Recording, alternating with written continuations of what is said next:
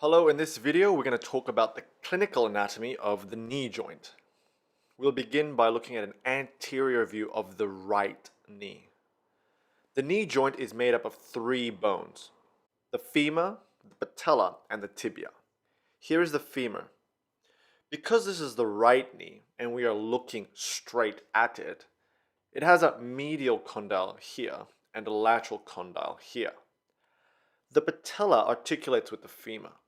The patella is the biggest sesamoid bone in the body. Here is a smaller bone, the fibula, which does not make up the knee joint. Rather, it articulates with the tibia, the shin bone, which does make up the knee joint. The tibia has a tibial tuberosity here, which can get inflamed. When it gets inflamed, it is known as Osgood-Schlatter syndrome.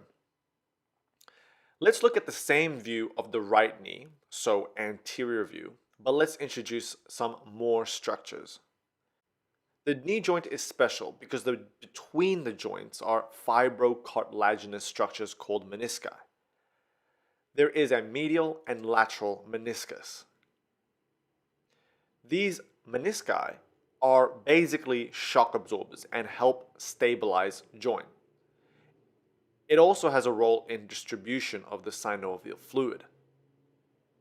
The knee joint is further stabilized by many ligaments: the lateral collateral ligament here and the medial collateral ligament here. Here is the quadriceps tendon, which essentially attaches and overlies the patella bone and then forms the patella ligament. The patella bone has a patella ligament which runs and attaches to the tibial tuberosity, which, as we discussed earlier, can get inflamed and can undergo microavulsions, which is characteristic of Osgood-Schlatter syndrome. The patella ligament is actually the continuation of quadriceps tendons formed by the rectus femoris muscle and the vastus muscles of the thigh. Let us now look at the side view of the knee joint and introduce the bursa. The bursa are fluid-filled sacs that help reduce friction. So here is the femur, tibia, and the patella. The meniscus is the fibrocartilaginous structure that sits between the joints. Here again is your quadriceps tendon, which comes down over and basically encapsulates the patella in front, forming the patella ligament. Sometimes the patella ligament is also known as the patella tendon, and essentially it joins onto the tibial tuberosity. The knee has many bursa. Here are some common ones: the suprapatellar bursa, found above supra of the patella; the prepatellar bursa, found on top of the patella bone, below the tendons and skin; and then you have your infrapatellar bursa, which is below the patella. And there are actually two: one deep and one superficial infrapatellar bursa. Clinically, the bursa can get inflamed because of irritation between the skin and bone from overuse and friction. The prepatellar bursa can get inflamed. This is known as housemaids' knees. This is because supposedly housemaids are on their knees and scrub the floor. This will cause friction between the skin and the patella, leading to inflammation of the bursa between the two. Similar story, the infrapatellar bursa can also get inflamed. This one is known as the clergyman bursitis because of the same story, and friction between the skin and the tibia irritates the bursa, which lies between the two. Let us now take our right knee joint again and look at it from an anterior view, but this time flexed, so bent. In this position, we can introduce some other structures. So again, here is the patella on top because we're flexing the knee. And I'm not drawing the patella ligament here. Here in blue is the medial and lateral menisci. Anteriorly is the transverse ligament joining the anterior parts of the lateral and medial meniscus. The relevance of this is that it supposedly prevents the meniscus from moving forward, essentially.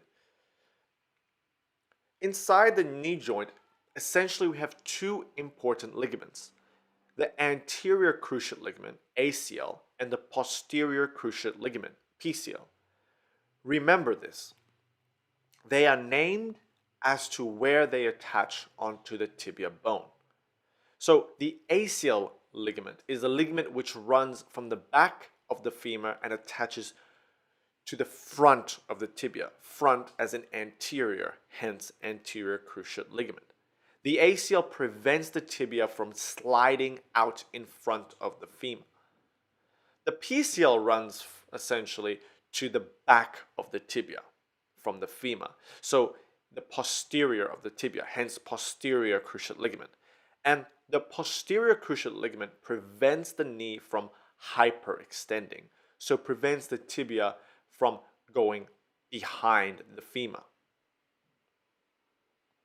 Let's look at this from a different view, the right knee, from the posterior view, so from the back.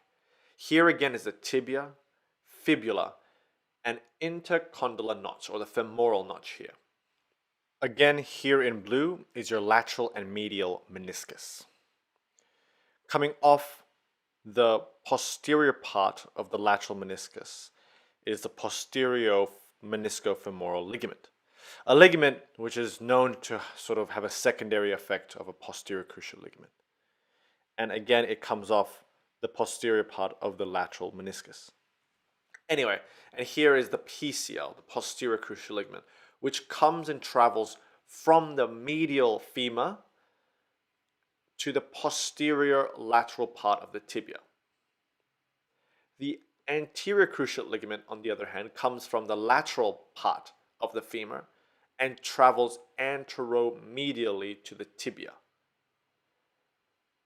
Not only should you remember that ACL and PCL are named based on where they attach to on the tibial bone, but you should remember their course. So what direction they travel in. A good way to remember this is with the acronym LAMP, L-A-M-P. L as in lateral, the A as in ACL moves medially. M as in medial, the P as in PCL moves laterally. So LAMP might need some time to sink that one in.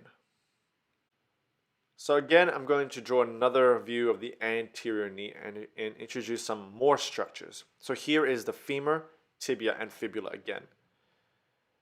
The medial condyle and lateral condyle here of the femur.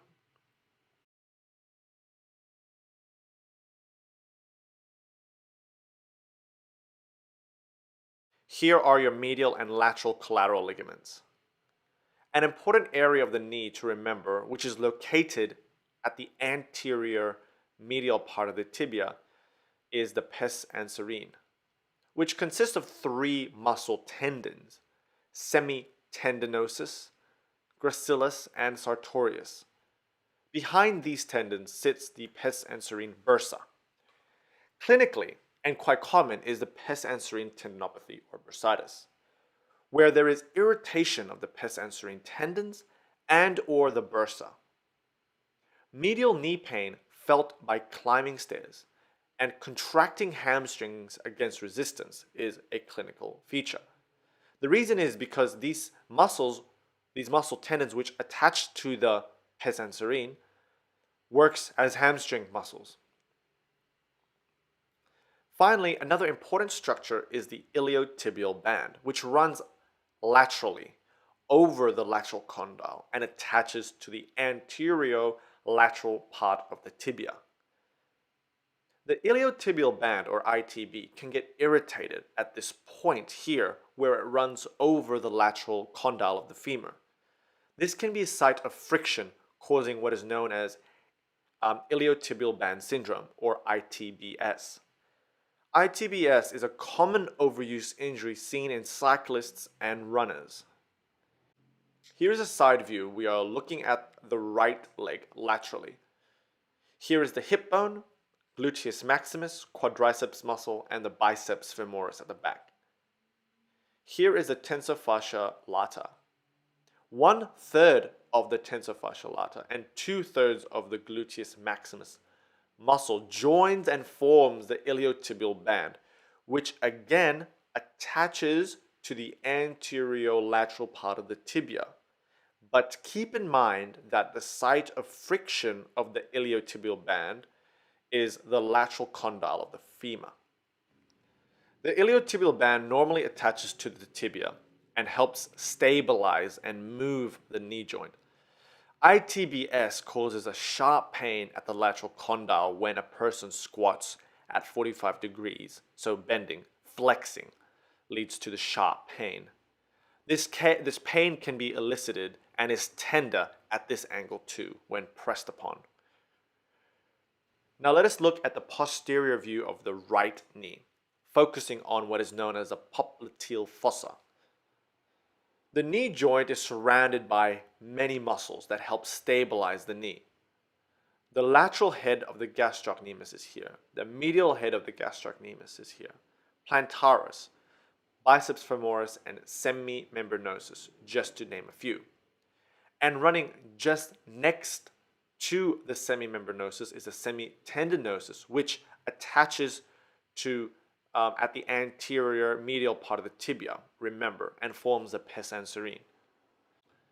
The popliteal fossa is essentially a fossa which contains things. And the popliteal fossa is formed by the biceps femoris superior laterally, superior medially the semimembranosus, inferior medially the medial head of the gastroc, and inferior laterally is the plantaris and lateral head of the gastrocnemius. So what is inside the popliteal fossa, you ask? Again, here is the iliotibial band and the biceps femoris. Now the tibia nerve runs here and branches to the common peroneal nerve or the fibular nerve, which then wraps around laterally around the head of the fibular bone. In the popliteal fossa, moving medially, we have the popliteal vein and then we have the popliteal artery, which are continuations of the femoral vein and femoral artery, essentially. Clinical significance. Well, the popliteal fossa can swell up due to many reasons. The most common being a Baker's cyst, which is essentially synovial fluid outpouching. This resolves by itself with time and does not usually require surgery. The other cause is a popliteal aneurysm, which does need surgery. When a person presents with a popliteal aneurysm, it is paramount to check for aortic aneurysm, as in 50% of cases, the person will have an abdominal aortic aneurysm. Finally, let's continue talking about the common peroneal nerve, or also known as the fibular nerve, which again is a branch of the tibial nerve at the popliteal fossa. As a common peroneal nerve, the fibular nerve wraps around the head of the fibula laterally. It branches to the deep and superficial peroneal nerves. The deep peroneal nerve supplies the anterior muscles of the leg and so is responsible for dorsiflexion and sensation in this area. The superficial, on the other hand, supplies the lateral part of the leg, so it is responsible for foot eversion and sensation around this area. Clinical significance: a foot drop can occur if there is damage or compression to the common peroneal nerve, also known as the fibular nerve. So let's draw an example. Here we are looking at the left and right legs and feet from the top. The left foot is normal and you can do dorsiflexion and foot eversion. However, let's just say there is a problem or a damage, such as a fracture to the head of the fibula. You can damage the common peroneal nerve. And here, obviously, we are looking at the right lower limb. So therefore, the right leg, the person who has damage to the common peroneal nerve on the right side is unable to dorsiflex their right foot and also cannot do foot eversion as well. They will lose sensation of the areas involved. So I hope you enjoyed this video on the overview, clinical anatomy of the knee. Thank you for watching.